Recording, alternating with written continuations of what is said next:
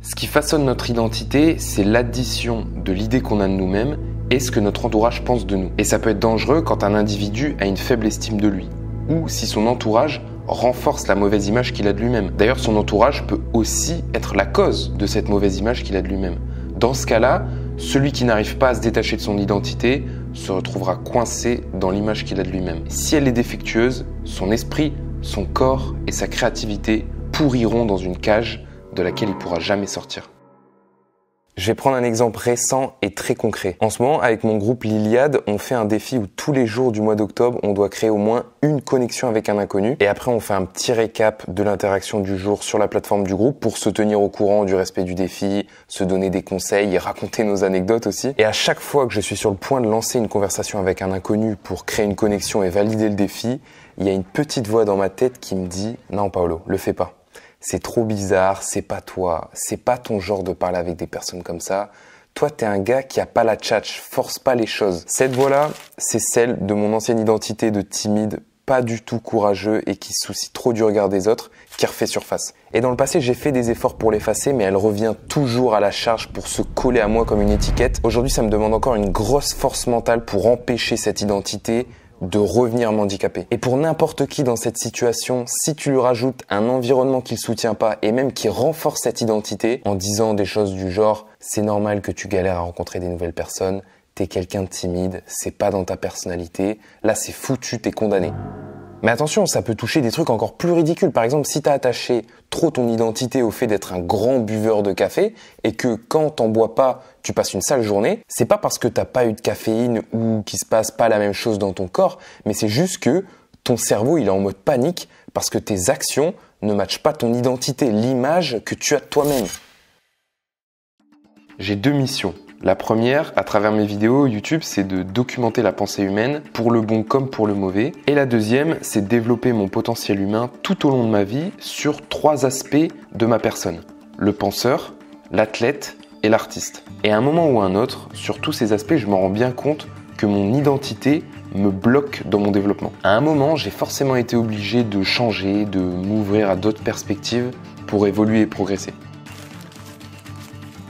Moi, j'ai vraiment du mal avec la politique et la religion parce qu'une fois que tu t'engages dedans ou alors que tu as une religion, que tu crois en une certaine religion, c'est tellement attaché à ton identité, c'est tellement collé à toi que tu peux pas penser autrement et tu peux pas le remettre en question aussi parce que tu as tellement d'intérêt avec la politique. Par exemple, si tu es engagé dans un parti politique, tu as tellement d'intérêt que ce soit financier ou par rapport à ton pouvoir, que tu pourras jamais avoir un débat honnête, écouter l'autre, échanger et pourquoi pas faire évoluer ta vision.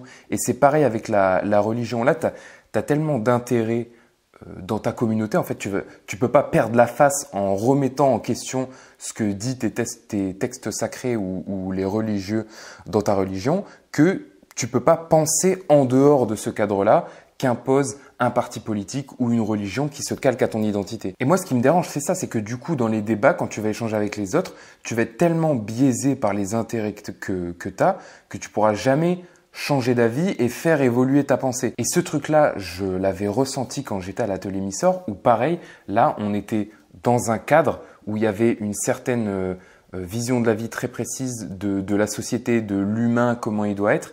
Et pour moi, en fait, c'était une vision beaucoup trop rigide et cadrée. En fait, c'était une identité dans laquelle on devait tous se coller et on ne pouvait pas sortir du cadre. Mais j'ai aussi conscience de l'importance pour l'homme d'appartenir à un groupe avec des règles à suivre, un code à respecter pour être bien vu par d'autres personnes, par les membres de sa tribu. Et les gars, on a tous eu une période droitard, comme on a tous eu une période gothique ou émo. Il y a des phénomènes de mode comme ça. Et surtout quand tu es jeune, en quête d'identité, c'est le moment où tu te cherches, c'est tentant de se coller une identité bien marquée et déjà toute faite. En plus, intellectuellement, c'est facile parce que tu n'as pas besoin de réfléchir par toi-même. Tu prends ce qui existe déjà, tu vas utiliser le même vocabulaire, les mêmes arguments génériques pour défendre la vision du monde de ton groupe. Il y aura les mêmes ennemis à combattre. C'est très confortable comme situation. Au contraire, ça demande du courage, du talent et du travail, de développer ses propres arguments, de faire ses recherches par soi-même. Mais on est humain et donc on a tendance à aller vers ce qui demande le moins d'efforts. C'est pour ça que la majorité des gens vont copier-coller une identité qui existent déjà sur eux-mêmes sans se poser de questions. Mais après, t'évolues, tu réfléchis un peu plus et tu te rends compte que quand tu restes dans des endroits comme ça, en fait, tu perds de l'intelligence. Parce que t'es trop bridé, ton intelligence est trop bridée dans une certaine vision du monde et tu vas pas aller voir ailleurs. Je sentais que mon raisonnement était trop limité sur certaines choses et à la fin, vraiment, je sentais que je devais me détacher de cette identité, changer d'environnement pour progresser intellectuellement.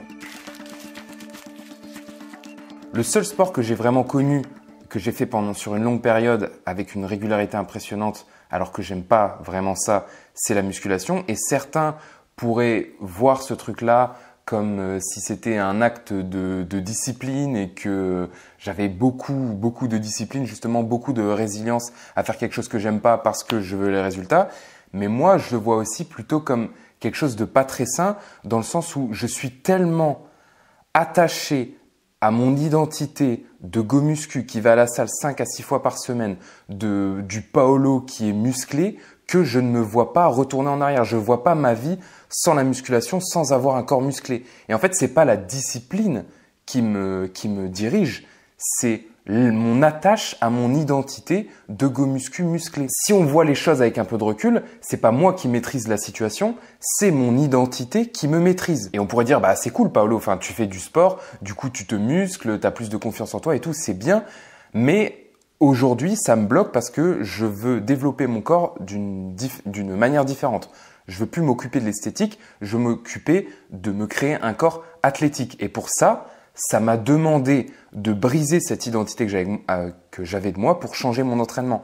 Parce que passer de 6 à 5 séances par semaine à 3 aujourd'hui, ça a été difficile. Et aussi de me dire que bah là, Paolo, tu vas plus faire des exercices d'hypertrophie pour faire grossir tes muscles, juste jouer sur l'apparence, mais pour l'efficacité. Donc remplacer le travail d'hypertrophie par un travail d'explosivité ou par le travail du cœur avec le cardio, ça m'a demandé des efforts et j'ai eu du mal à me séparer de cette identité-là. Pareil pour la nourriture, ces derniers mois, ça a été tout un travail sur moi-même parce que avant, je mangeais pas pour la performance, je mangeais pour l'esthétique. Et parce qu'aujourd'hui, j'ai un objectif de performance avec mon corps, je veux transformer mon corps en arme de guerre, j'aime bien dire maintenant.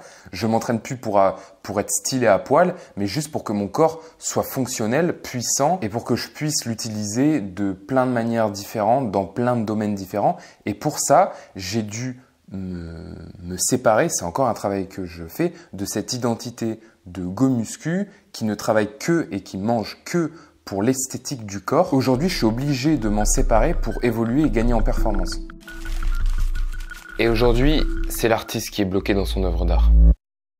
Je suis bloqué dans cette situation depuis avril de cette année et il faut que ça change. En fait, je me retrouve coincé dans un format de vidéo YouTube bien écrit, avec un montage léché et en fait, ça fait plus de 8 mois que j'ai envie de faire autre chose. Mais j'arrive pas à le faire parce que je suis trop attaché à cette image que je renvoie, aux commentaires que je reçois par rapport à mon montage vidéo, à mon storytelling. Je suis trop attaché à ces retours-là et ça me bloque. L'identité, mon identité aujourd'hui, me bloque à faire quelque chose de nouveau et artistiquement, créativement parlant, je sens que je stagne.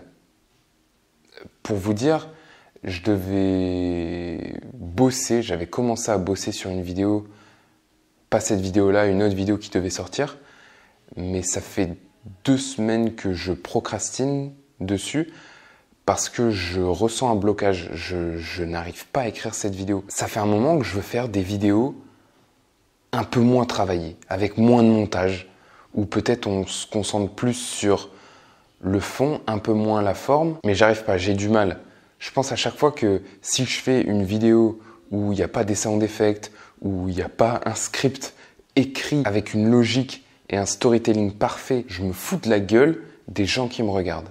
J'ai ce sentiment-là. Mais là, je crois que c'est de trop, ça fait trop longtemps que je me pose cette question, que j'ai envie de tester un nouveau format et la résistance que je ressens à faire une vidéo comme je fais d'habitude, je crois que c'est l'indicateur qu'il faut que je change quelque chose. Il faut que j'évolue et que je prenne un autre chemin. C'est pour ça que je fais cette vidéo aujourd'hui. Aujourd'hui, quand je fais une vidéo comme ça, où il n'y a pas de montage, où le script est écrit à l'arrache et que je suis un peu en impro, c'est une nouveauté. Et je sais pas du tout ce que ça va donner, où ça va mener, mais je sens que je dois la faire cette vidéo. Pourquoi ? Parce que ça me met pas à l'aise et ça me fait un peu peur. Ça titille un truc chez moi qu'il faut que j'affronte.